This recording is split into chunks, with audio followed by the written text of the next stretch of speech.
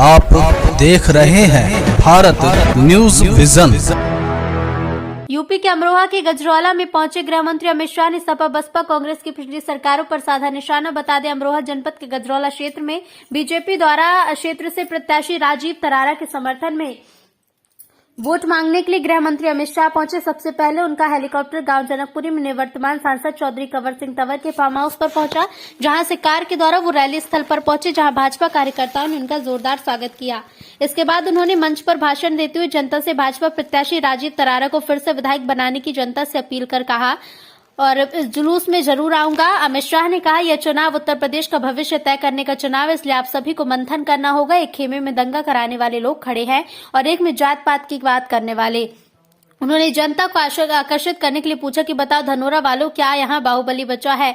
उन्होंने आजम खान पर निशाना साधा और कहा कि आजम खान कहाँ है। उन्होंने कहा कि अगर इन्हें जेल से बाहर नहीं लाना चाहते तो फिर योगी की सरकार बनाओ। उन्होंने वर्तमान सांसद चौधरी कंवर सिंह तंवर का नाम लेकर कहा कि मैंने उनसे पूछा कि यहाँ पर पहले गड्ढे थे तो अब क्या हुआ। उन्होंने कहा कि विकास की गंगा बह चुकी है। उन्होंने कहा कि सपा बसपा बुआ भतीजी की सरकार में उत्तर प्रदेश को पिछड़ा राज्य बना दिया था और देश में उत्तर प्रदेश 7वें नंबर पर था, लेकिन आज योगी जी के नेतृत्व में यूपी विकास में दूसरे नंबर पर है। उन्होंने अखिलेश और मनमोहन की पिछली सरकार पर भी निशाना साधा। उन्होंने कहा कि उत्तर प्रदेश में कब से भाजपा सरकार आई है, प्रदेश में एक भी दंगा नहीं हुआ। उन्होंने कहा कि हमने लूट डकैती और बलात्कार में भारी कमी कर बदलाव किया है।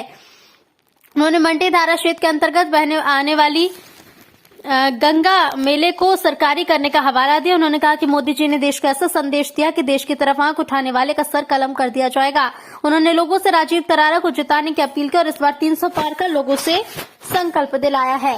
अमरोहा से संजय कुमार की रिपोर्ट। ये टीका लेने में 1 रुपया देना पड़ा है क्या? देना पड़ा है। ऊपर से सरकार ने चाय कॉफी पिलाकर भेजा ना, जरा जोर से बोलो, भेजा ना। ये अखिलेश कहते थे ये तो मोदी टीका है, मैं नहीं लगाऊंगा, आप भी मत लगाइए। तो 1 महीने तक तो बोलते रहे, बाद में डर के मारे दुमक कर टीका लगा दिया।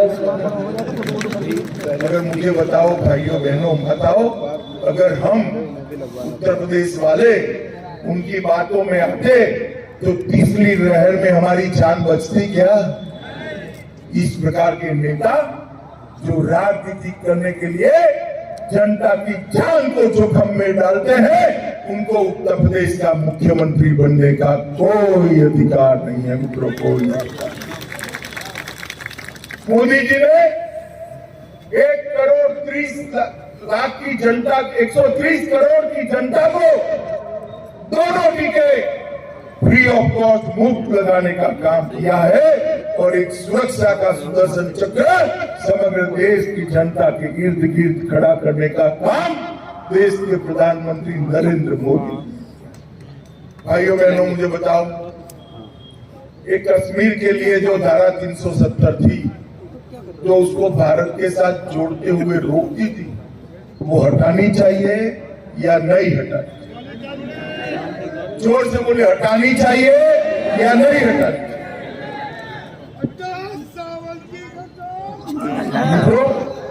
आपने दूसरी बार मोदी जी को प्रधानमंत्री बनाया। 5 अगस्त 2019 को मोदी जी ने धारा 370 को देश की संसद में उखाड़ कर फेंक दिया मित्रों, उखाड़ कर। और अखिलेश बाबू क्या भाषण करते थे? खून की नदियां बह जाएगी। मेरे सामने खड़े लोकसभा में अखिलेश बाबू, आप जो कहते थे कुछ नहीं हुआ, खून की नदियां छोड़िए, कंकर चलाने की किसी की हिम्मत नहीं हुई मित्रों, कंकर चलाने। इस उत्तर प्रदेश के अंदर जो विकास की गंगा बही है, इसमें हमारे क्षेत्र को भी ढेर सारा फायदा पहुंचा है मित्रों। प्रसिद्ध टिगरी मेले को आज प्रोग्राम हुआ, कैसा समर्थन आपको मिल रहा है और आज प्रोग्राम के बारे में?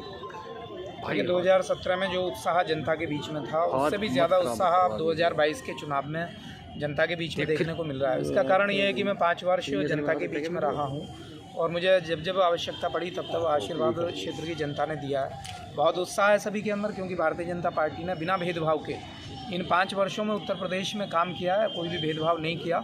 सबका साथ, सबका विकास, सबके विश्वास को ध्यान में रखते हुए सभी योजनाओं का लाभ निचले स्तर पर पहुंचा है। उत्तर प्रदेश के आदरणीय मुख्यमंत्री जी ने और भारत सरकार के आदरणीय प्रधानमंत्री जी ने बहुत ही साफ मंशा के साथ काम किया है। तो उनके उस कार्य को जनता पसंद करती है। उत्तर प्रदेश के आदरणीय मुख्यमंत्री जी के कार्य को, उत्तर प्रदेश सरकार के कार्य को इस क्षेत्र की जनता पसंद करती है, प्रदेश और देश की जनता पसंद करती है। तो हम 2022 में भी पहले से भी ज़्यादा सीटें जीत करके उत्तर प्रदेश में सरकार बनाने वाले हैं और प्रत्येक गांव से बड़ा समर्थन हमको मिल रहा है, आशीर्वाद मिल रहा है, अपने सभी बड़ों का और भाई बहनों का हमें साथ मिल रहा है, सहयोग मिल रहा है। विधायक जी, जो विधानसभा में 5 अपने बड़े काम कराए हैं वो कौन कौन से काम? देखिए, पहला काम तो गंगा मेला तिगरी का सरकारीकरण हुआ। दूसरा काम चकनवाला शीशोवाली गांव के मध्य बहा नदी पड़ती है, ये आज़ादी से मांग थी, वो नहीं हो पा रहा था। आज काम चल रहा है बहुत तेज़ी से। जुनपरा चांद्रा फार्म के बीच में पुल था।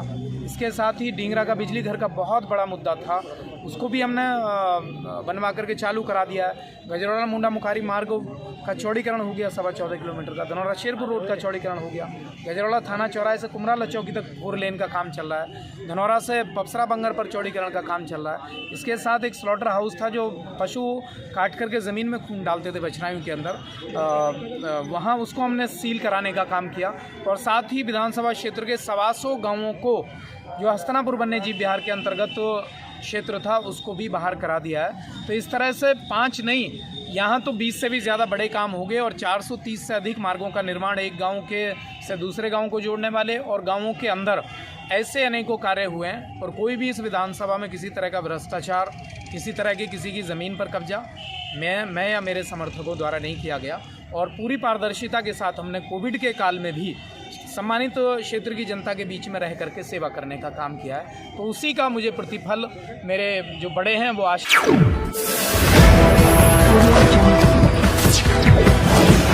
आप देख रहे हैं भारत न्यूज़ विजन।